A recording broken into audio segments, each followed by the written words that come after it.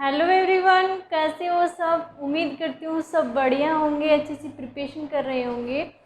जो पादभूमि पोषण श्वसन उत्सर्जन कंप्लीट हो गया था, आज नया टॉपिक स्टार्ट करेंगे और वो टॉपिक है कोशिका की संरचना और प्रकार। ये है ना, पादप और जंतु कोशिका। पादप और जंतु कोशिका। पादप और जंतु कोशिका की क्या संरचना होती है, क्या इनके कार्य होते हैं, इन सब के बारे में जो है वो डिस्कस करेंगे। सबसे पहले देखेंगे कोशिका क्या होती है, किसने इसकी डिस्कवरी की थी। देन कितने प्रकार के जीव होते हैं कोशिका के आधार पर, उनके बारे में डिस्कस करेंगे। क्या कोशिका का साइज होता है एंड क्या कोशिका, सबसे बड़ी कोशिका कौन सी होती है, सबसे छोटी कोशिका, सारा का सारा है जो वो डिस्कस करेंगे। तो पादप और जंतु कोशिका आपका टॉपिक है। सबसे पहले ये देखते हैं कि कोशिका क्या होती है। कोशिका क्या होती है? कोशिका को कहा जाता है सेल।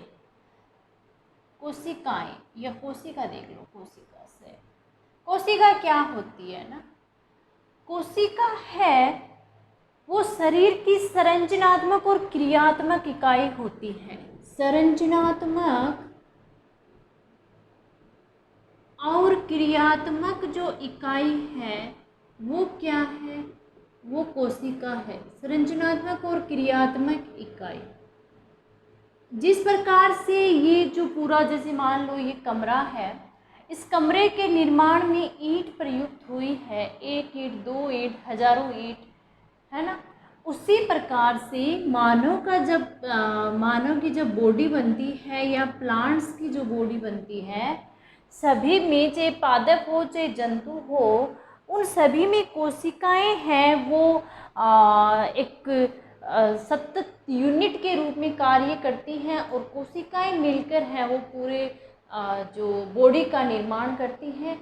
चाहे वो एनिमल हो, चाहे वो प्लांट हो, चाहे वो माइक्रो ऑर्गेनिज्म हो, कुछ भी हो, चाहे बैक्टीरिया हो। बैक्टीरिया में तो सेल होती है, माइक्रो ऑर्गेनिज्म है कुछ हो, उनमें क्या होती है, कोशिकाएं जो है वो कईयों में एक कोशिका मिलकर एक जीव का निर्माण कर देती है और कईयों में लाखों, करोड़ों, खरबों कोशिकाएं हैं वो प्रेजेंट होती हैं।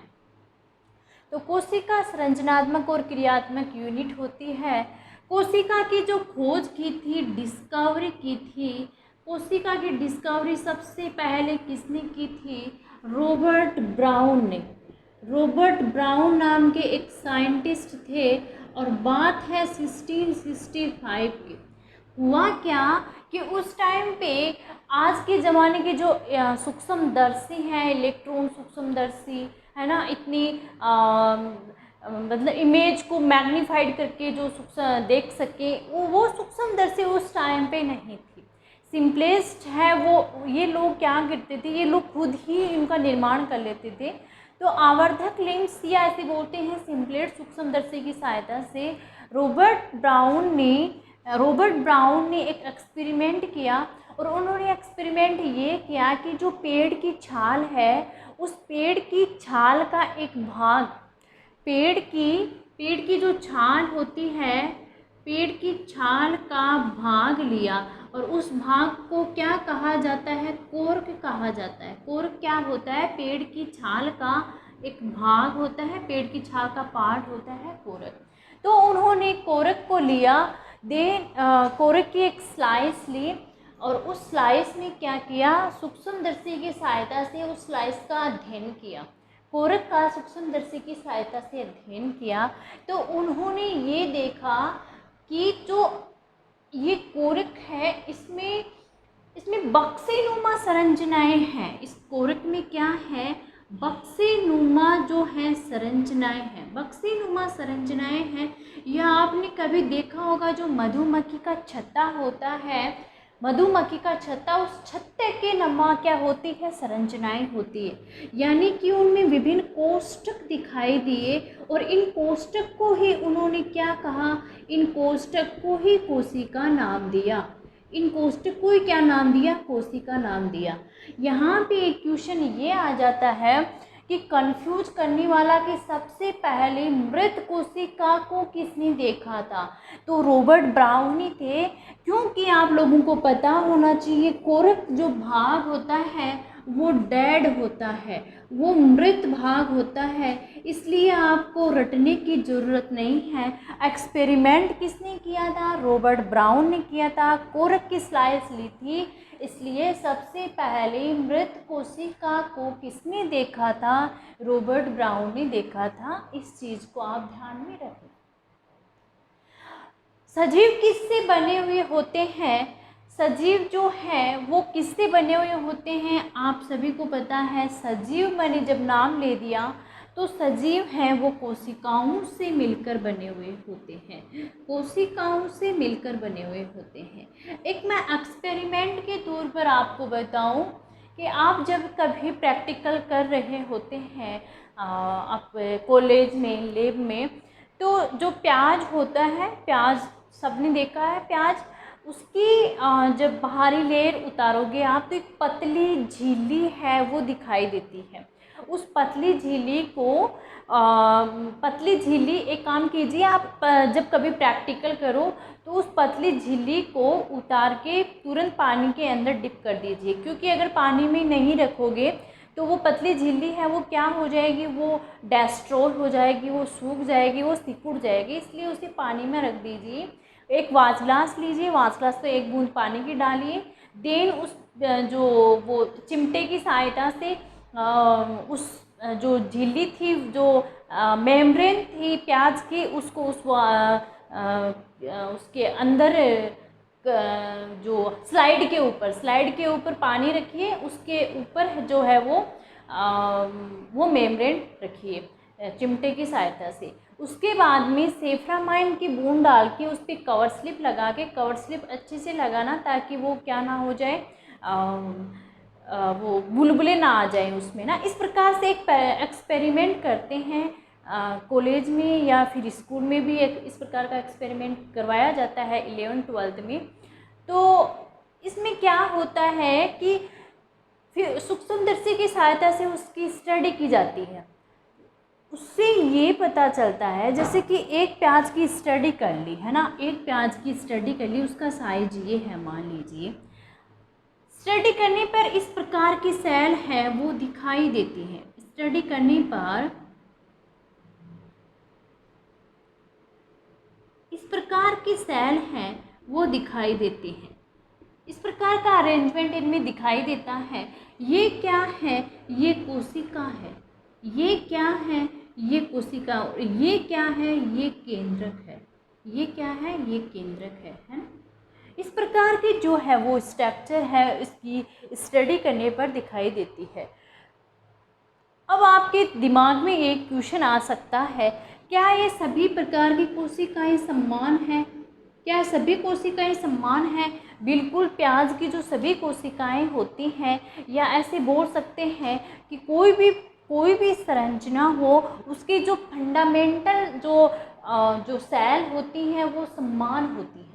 कोई भी, चाहे प्लांट्स हो चाहे एनिमल्स हो, सभी में क्या न्यूक्लियस पाया जाता है। मोस्ट ऑफ मतलब प्लांट्स और एनिमल्स में कुछ डिफ्रेंशिएट भी होती हैं सेल, क्लोरोप्लास्ट का पाया जाना, नहीं पाया जाना, लेकिन ऑलमोस्ट जो सेल होती हैं वो संरचना में क्या होती हैं, वो समान होती हैं। सभी प्रकार की सेल हैं वो समान होती हैं। तो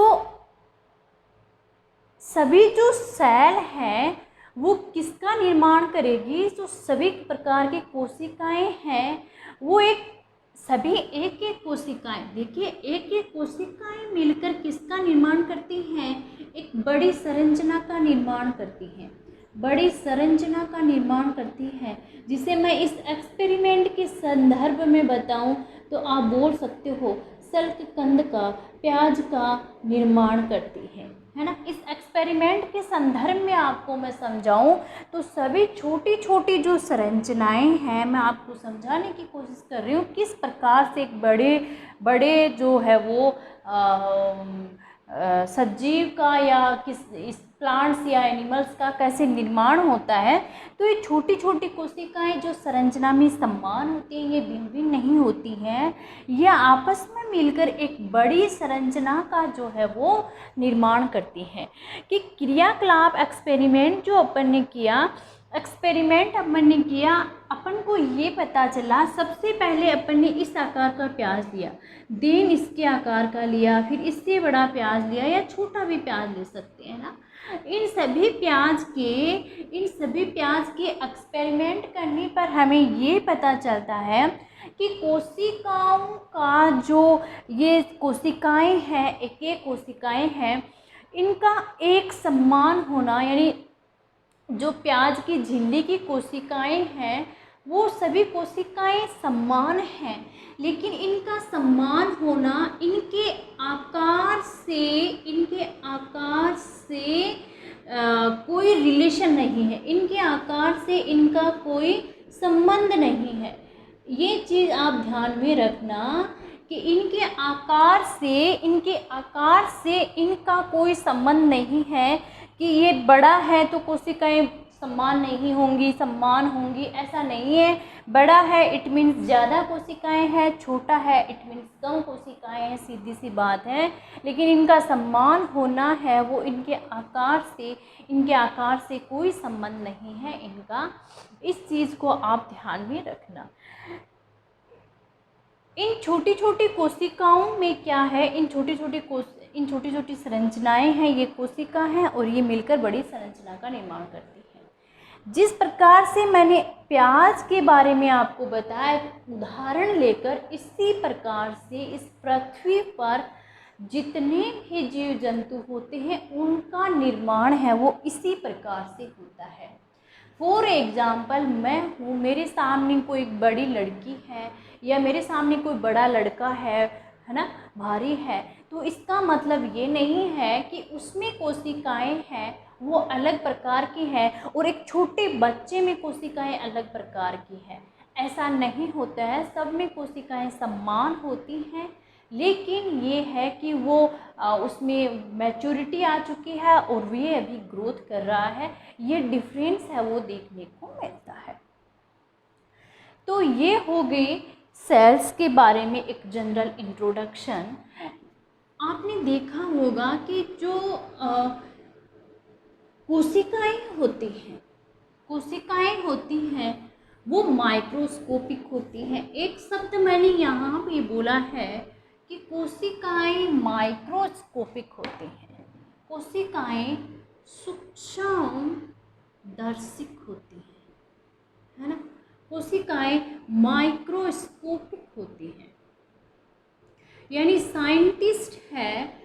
साइंटिस्ट है वो कैसे कोशिकाओं की स्टडी करते हैं, उन लोगों को कैसे पता चलता है, जबकि हम लोग नहीं कर पाते हैं। हमारे दिमाग में ऐसा सकता है वो लोग कर सकते तो हम क्यों नहीं कर सकते। बिल्कुल कर सकते हैं, लेकिन उनके पास में क्या होता है, उनके पास में उपकरण होते हैं और उन उपकरण की मदद से वो इनकी स्टडी करते हैं। यानी कोशिकाएं सूक्ष्मदर्शिक होती हैं। कहने का तात्पर्य क्या है कि कोशिकाओं को नेकेड आई से नहीं देखा जा सकता है, कोशिकाओं को नग्न आंखों से नहीं देखा जा सकता है। कोशिकाओं की स्टडी करने के लिए बहुत ही ज़्यादा मैग्नीफाइड सूक्ष्मदर्शी का यूज किया जाता है, इसीलिए कोशिकाएं माइक्रोस्कोपिक होती हैं, कोशिकाएं सूक्ष्मदर्शी होती हैं। लेकिन आपने एक एग्जाम्पल सुना होगा और वो होता है मुर्गी का अंडा। मुर्गी का अंडा है वो किसका उदाहरण है, वो एकल कोशिका का उदाहरण है, यानी कि उसमें एक ही कोशिका होती है, उसे नेकेड आई से देखा जा सकता है, उसे नग्न आँखों से मुर्गी के अंडे को देखा जाता है। इस प्रकार से साइंटिस्ट हैं, इसका आप ध्यान में रखना, एकल कोशिका है मुर्गी का अंडा जिसे नग्न आँखों से देखा जा सकता है ना। इस प्रकार से साइंटिस्ट हैं वो इनमें अभिरंजक का उपयोग करके क्या करते हैं, कोशिकाओं की स्टडी करते हैं, कोशिकाओं का अध्ययन है वो करते हैं। मैं कोशिकाओं की संख्या की बात करूं, किसी जीव में कितनी कोशिकाएं पाई जाती हैं, नंबर की अगर मैं बात करूं कोशिकाओं की संख्या की, कोशिकाओं में आपके दिमाग में एक क्वेश्चन आ सकता है कि जैसे मान लीजिए कि हाथी है या लंबा वृक्ष है ना, लंबा वृक्ष है ना, या मनुष्य है ना। आप ऐसे सोच सकते हैं इनमें कितनी कोशिकाएं पाई जाती होंगी। हाथी, चूहा, मनुष्य है ना, बड़ा वृक्ष है ना। तो इनमें क्या है, इनमें खरबों कोशिकाएं पाई जाती। ध्यान दीजिएगा, खरबों कोशिकाएं, खरबों सेल्स हैं वो इनमें प्रेजेंट होती है, पाई जाती है। सेल्स के अलग अलग समूह हैं, कोशिकाओं के अलग अलग समूह हैं, वो अलग अलग कार्य करते हैं। यानी ऐसा नहीं होता है कि कोशिकाएं हैं वो सिर्फ एक ही कार्य करें, या सभी कोशिकाएं हैं वो सभी कार्य करती हैं। यानी कि जो कहने का तात्पर्य है कि हृदय कोशिकाएं होती हैं वो हार्ट से संबंधित काम करेंगे, डाइजेस्टिव सिस्टम की अलग कोशिकाएं होती हैं, यानी कि इनका स्पेसिफिक वर्क होता है, इनका स्पेसिफिक कार्य होता है। अलग अलग ग्रुप में बंटकर ये कोशिकाएं काम करती हैं। इसी प्रकार से इनकी कार्य की बेसिस पे ही क्या होती है, इनकी स्ट्रक्चर होती है, संरचनाएं होती हैं। जैसे कि कोई कोशिकाएं गोलाकार हो जाती हैं, कई कोशिकाएं लंबी हो जाती हैं ना। मैंने ऐसे मत समझना कि अभी मैंने बताया था कोशिकाएं समान होती है, इसकी फंडामेंटल है कोशिकाओं की स्ट्रक्चर है वो समान होती है, सब में समान होती है, लेकिन अलग अलग कार्य करने के लिए उनको डिफ्रेंशिएट होना पड़ता है। ऐसा नहीं होता है कि कोशिकाएं बोलते हैं कि हमें तो सिर्फ एक्सक्रीशन करना है, उत्सर्जन करना है, हम लोग हैं वो डाइजेशन नहीं करेंगे, तो डाइजेस्ट फूड नहीं होगा, रेस्पिरेशन नहीं करोगे तो जीवोगे कैसे, है ना। इसी प्रकार से तो यही कहने का मतलब है कि कोशिकाएं हैं वो अलग अलग समूह में बढ़कर कार्य करती हैं। खरबों कोशिकाएं मैंने आपको बताया कि इनमें इतनी सारी कोशिकाएं पाई जाती हैं। इसी के बेसिस पे जो जीव हैं वो दो भागों में बटे हुए होते हैं। एक जीव होता है बहुकोशिक और एक होते हैं एक कोशिक। एक कोशिक जीव, बहुकोशिक जीव कौन से होते हैं? ऐसे जीव जो कि बहुत सारी कोशिकाओं से मिलकर बने हुए होते हैं, नाम से स्पष्ट है। अच्छा, एक क्वेश्चन दूं मैं इससे पहले आपको, बहुत ही इंटरेस्टिंग क्वेश्चन है, आप बताना है ना। हाँ, क्वेश्चन है, अमीबा होता है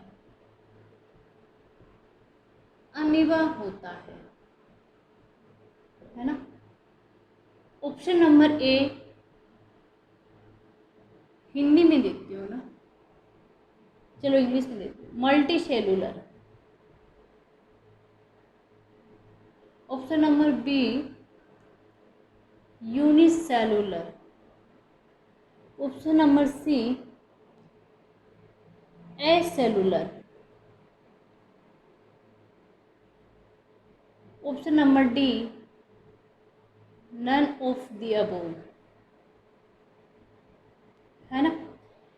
आप मुझे बताइए, multicellular, unicellular, acellular, none of the, कोशिक अमीबा क्या होता है? ध्यान दीजिएगा, ऐसा क्वेश्चन पूछा जा सकता है। बहुकोशिकीय, एक कोशिकीय, अकोशिकीय, नन ऑफ द अबोव। मेरा यहाँ पे ये क्वेश्चन देने का मकसद सिर्फ एक ही था, इन दोनों के बीच को डिफरेंस को समझाना, क्योंकि बहुत से बच्चे कंफ्यूज हो जाते हैं, ए सेलुलर को यूनिसेलुलर समझ बैठते हैं, यूनिसेलुलर को एसेलुलर समझ बैठते हैं। यानी कि यूनिसेलुलर अलग होता है, यूनि का मतलब एक, यूनि का मतलब क्या होता है, एक, और एसेलुलर का मतलब कोशिक, एसेलुलर का मतलब कणिकामय, यानी कि कोशिका नहीं है, कोशिका खुद की नहीं है ना, कोशिका अकणिकामय है ना, ऐसे बोल सकते हैं। अकोशिकीय यानी कि उसमें डिफाइंड खुद की कोशिकाएं नहीं, खुद की मशीनरी नहीं है उसमें। कहने का मतलब समझ रहे होंगे, खुद की मशीनरी नहीं है उसमें। एसेलुलर, मल्टी सेलुलर, यूनिसेलुलर, एसेलुलर कौन से जीव होते हैं, कौन से सूक्ष्म जीव होते हैं? जो विषाणु होते हैं, विषाणु होते हैं वो एसेलुलर होते हैं, विषाणु होते हैं वो एसेलुलर होते हैं।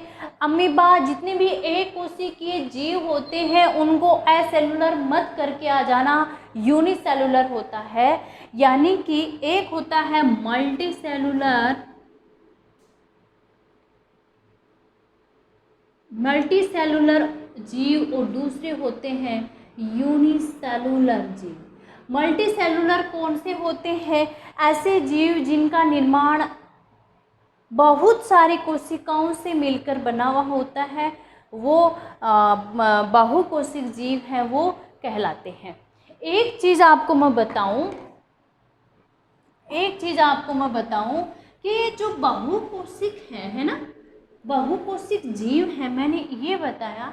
एक तो ये एक कोशिक मतलब ऐसे जीव जिनका निर्माण एक कोशिका यानी जिनमें एक ही जिनका निर्माण नहीं, ऐसे जीव जिनमें एक ही कोशिका पाई जाती है। ओके, ऐसे जीव जिनमें अरबों कोशिकाएं पाई जाती हैं। तो आपके दिमाग में ये क्वेश्चन आ सकता है कि अरबों कोशिकाएं, स्टार्टिंग से अरबों कोशिकाएं थोड़ी ना होती हैं। याद रखिएगा कि खरबों कोशिकाओं वाले जीव का निर्माण भी एक कोशिका से होता है, एक कोशिका से होता है। और वो एक कोशिका कौन सी होती है? वो होती है निषेचित अंडा, फर्टिलाइज्ड एग। ध्यान दीजिएगा, खरबों कोशिकाओं वाले जीव का निर्माण भी सिर्फ एक सिंगल कोशिका से होता है, और उससे ही वो कौन सी कोशिका है? वो सिंगल कोशिका है, फर्टिलाइज्ड एग। हाउ, मतलब ये कैसे पॉसिबल है कि एक फर्टिलाइज्ड एग खरबूज सेल बना देगा? ये पॉसिबल है कि ये गुणन करेगा, ये वृद्धि करेगा, गुणन करेगा, ये डिफ्रेंशिएट होगा इस हिसाब से। यानी एक कोशिका से दो कोशिका, एक कोशिका से दो कोशिका बनेगी, 2 से 4 बनेगी, है ना, 4 से 8 बनेगी, है ना, इस प्रकार से 8 से 16, 16 से 32, 32 से 64 ऐसे कोशिकाएं हैं वो गुणन करती हैं, और एक फर्टिलाइज्ड एग से खरबों कोशिकाओं वाले जीव का जो है वो निर्माण होता है। मैं बात करूं एक कोशिकीय जीव की, एक कोशिकीय जीव कि ऐसे जीव जिनका निर्माण, जो कि एक कोशिका से बने हुए होते हैं, एक कोशिक जीव कहलाते हैं। उदाहरण के तौर पर मैं आपको बताऊं, उदाहरण है वो इम्पोर्टेंट है, दिमाग में रखना, भूल मत जाना, क्योंकि इनके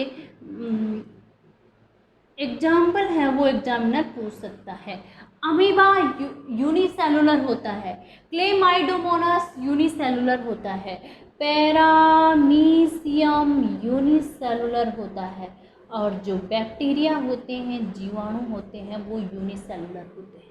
अमीबा, क्लेमाइडोम और भी यूनिसेलुलर होते हैं, बट ये इम्पोर्टेंट है, एनसीईआरटी के एग्जाम्पल हैं, इसलिए आपको दिमाग में रखना है।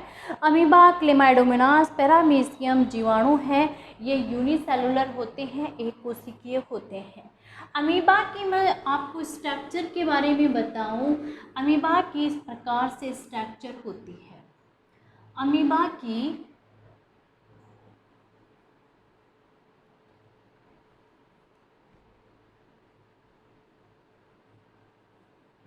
इस प्रकार से स्ट्रक्चर होती है। पैरामीशियम की मैं, जैसे ये कॉन्ट्रैक्टाइल वैक्यूल हो गई है ना, पैरामीशियम की स्ट्रक्चर होती है कुछ इस टाइप से, है ना। इस पे ये क्या पाए जाते हैं? पैरामीशियम पे सीलिया पाए जाते हैं। पैरामीशियम पे बाहर की ओर क्या पाए जाते हैं? सीलिया पाए जाते हैं। ये क्या होता है? पैरामीशियम अमीबा ये क्या है? ये यूनिसेलुलर है, एक कोशिकीय है। एक कोशिकीय है पैरामीशियम, अमीबा, ये सारे के सारे। इनके एग्जाम्पल इम्पोर्टेंट है, ये एग्जाम्पल हाँ आपको याद रखना है। अब एक कोशिक जो जीव होता है, एक कोशिक जीव होता है अमीबा, क्लेमाइडोमोनास, पैरामीशियम, तो आपके दिमाग में क्वेश्चन आ सकता है कि ये एक कोशिक जीव भी वो सारे काम करता है क्या कि जो बहुकोशिक जीवों के द्वारा किए जाते हैं। एक कोशिक जीव भी वो सारे काम करता है जो बहुकोशिक जीवों के द्वारा है वो किए जाते हैं। कौन से काम करता है एक बहुकोशिक जीव है, कौन से काम किए जाते हैं कि ये मान लो आप ये अमीबा है, वो भी क्या करेगा, अमीबा है वो श्वसन करेगा। अमीबा क्या करेगा, उत्सर्जन करेगा।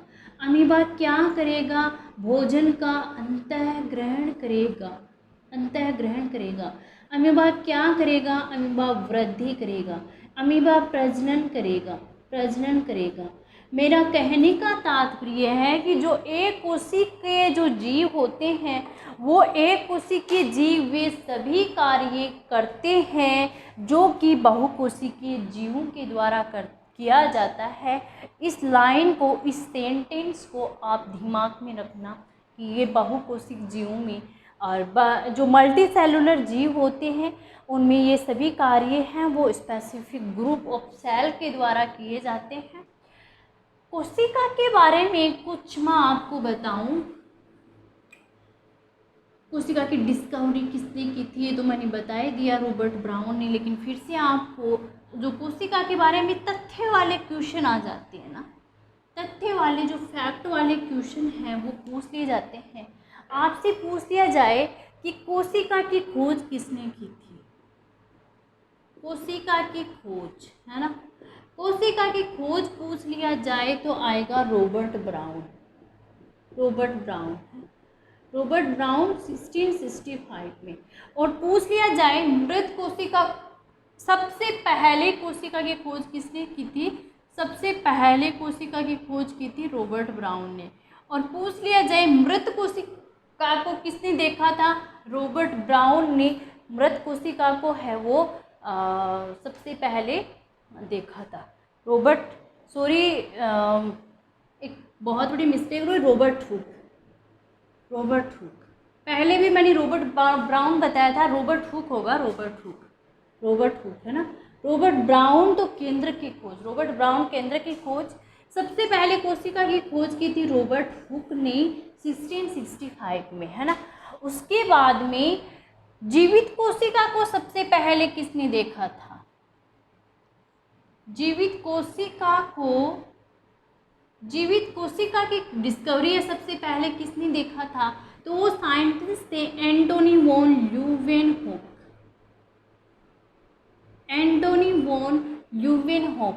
और उन्होंने जीवित कोशिका को देखा था 1674 में, जीवित कोशिका की डिस्कवरी की थी। और तालाब का जो जल है उससे जो लिविंग सेल है जीवित कोशिका है उसकी डिस्कवरी की थी एंटोनी वॉन ल्यूवेनहोक ने 1674 में। देन बात करते हैं केंद्र की खोज।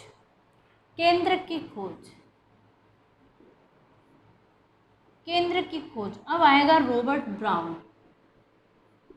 ब्राउन, ये नाम है वो सेम से है। ये है रॉबर्ट हुक और कोशिका किसने, रॉबर्ट हुक ने, वो एक्सपेरिमेंट रॉबर्ट हुक ने किया था, रॉबर्ट ब्राउन ने। और रॉबर्ट ब्राउन है, उन्होंने केंद्र की खोज की थी जो कोशिका के अंदर पाया जाता है, और वो की थी 1831 में, 1831 में। ये सन भी आप ध्यान में रखना। नेक्स्ट बात करती हूँ कि जो जीव द्रव्य है, जीव द्रव्य नाम किसने दिया, जीव द्रव्य नाम किसने दिया। ये जीव द्रव्य क्या होता है, प्रोटोप्लाज्म में क्या होता है कि तरल जैविक पदार्थ है वो प्रोटोप्लाज्म है। जीव द्रव्य को कहा जाता है प्रोटोप्लाज्म। और जीव द्रव्य जो नाम दिया था वो दिया था J.E. पुरकिंजे। पुरकिंजे। और कब दिया था? 1839 में, 1839 में। नेक्स्ट बात करती हूँ मैं कोशिका सिद्धांत की, और ये बड़ा इंटरेस्टिंग है। कोशिका सिद्धांत और इम्पोर्टेंट भी है। कोशिका सिद्धांत दिया था दो साइंटिस्ट थे, स्लाइडेन एवं स्वान ने, और वो दिया था 1938-39 में। ओके, अगर आपसे पूछ लिए कोशिका सिद्धांत को आगे बढ़ाया, कोशिका सिद्धांत को आगे बढ़ाया, किसने बढ़ाया आगे? उस साइंटिस्ट का नाम है रुडोल्फ विर्चो, है ना। और कब बढ़ाया था इन्होंने? वो सन है, वो बढ़ाया था 1855 में। 1855 में इन्होंने कोशिका को है वो आगे बढ़ाया, कोशिका सिद्धांत को। अब यहाँ भी आप बोल सकते हो मतलब समझ में नहीं आया, कोशिका सिद्धांत को आगे बढ़ाया, पहले कोशिका सिद्धांत ही बता दो।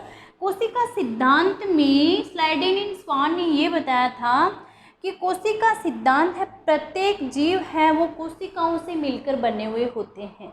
स्लाइडेन एंड स्वान ने ये बताया था कि प्रत्येक सजीव है वो कोशिकाओं से मिलकर बने हुए होते हैं। कोशिका शरीर की संरचनात्मक और क्रियात्मक इकाई होती है, ये बताया था स्लाइडेन एंड स्वान ने। अब इसको आगे बढ़ाने का मतलब है कोशिका सिद्धांत में एक स्टेटमेंट और जोड़ा, और वो जोड़ा कि नई कोशिकाओं का निर्माण है वो पूर्ववर्ती कोशिकाओं के द्वारा होता है, पूर्ववर्ती सेल के द्वारा होता है नई कोशिकाओं का निर्माण, नई सेल्स का निर्माण। और ये किसने बताया? ये बताया रुडोल्फ विर्चो ने। और यही क्वेश्चन आरपीएससी फर्स्ट ग्रेड 2016 का बायोलॉजी का पेपर था, उसमें ये क्वेश्चन पूछ लिया था। लेकिन उन्होंने ऐसा नहीं पूछा था कि नई कोशिकाओं का निर्माण पूर्ववर्ती कोशिकाओं से होता है, ऐसा किसने कहा? ऐसा नहीं पूछा था। या कोशिका सिद्धांत को आगे किसने बढ़ाया? ऐसा नहीं, थोड़ा डिफिकल्ट दे दिया। और वो दिया था, इसको बोलते हैं पूर्ववर्ती कोशिकाओं से नई कोशिका के निर्माण को इंग्लिश में बोलते हैं ओमनी सेलुलाई ई सेलुला। इस स्टेटमेंट के इस सेंटेंस के नाम से क्वेश्चन पूछ लिया था कि ओमनी सेलुलाई ई सेलुला का सिद्धांत किसने दिया, या ई ओमनी सेलुलाई ई सेलुला से संबंधित कौन था, ऐसा क्वेश्चन आया था। और उसका आंसर था रुडोल्फ विर्चो। थोड़ा टफ करके वो दे दिया था, इंग्लिश में नाम दे दिया था। तो ये था रॉबर्ट हुक का, आप ध्यान में रखना। वहाँ पे एक्सपेरिमेंट रॉबर्ट हुक ने किया था, रॉबर्ट ब्राउन ने केंद्र की खोज की थी। तो ये है कोशिका के बारे में क्राइटेरिया देखा, पादप और जंतु कोशिका और उनकी संरचना कार्य हैं वो दे रखे थे, उसमें ऐसा टॉपिक दे रखा है। कोशिका का एक क्राइटेरिया देखा। अगले लेक्चर में इसके आगे के बारे में डिस्कस करेंगे कि कोशिकाओं की क्या आकृति होती है, क्या आकार होता है, इन सब के बारे में। तो पढ़ते रहिए, मेहनत करते रहिए। All the best.